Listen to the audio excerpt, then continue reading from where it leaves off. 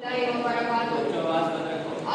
का मकसद सिर्फ कैद से निकल जाना नहीं होता, बल्कि इसका मतलब है कि इंसान या कौम अपने फैसले खुद कर सके, अपनी मर्जी के मुताबिक जिंदगी गुजार सके, अपना इकरार दीन तहजीब के मुताबिक तरक्की कर सके।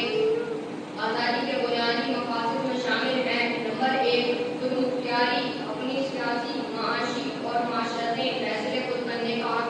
नंबर 2, दीन और सकाफत की हिफाजत, अपने मजहबी तालीमात और रिवायात के मुताबिक जिंदगी गुजारने का इख्तियार।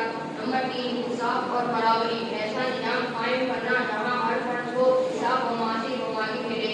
नंबर 4, तरक्की के मौके, आलिम और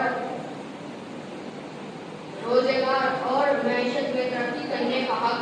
नंबर 5, कौमी वकार, दुनिया में इज्जत और एहतराम के साथ जीना, किसी के मातहत या गुलाम बने बगैर। यूं कहा जाता है आज़ादी एक नेमत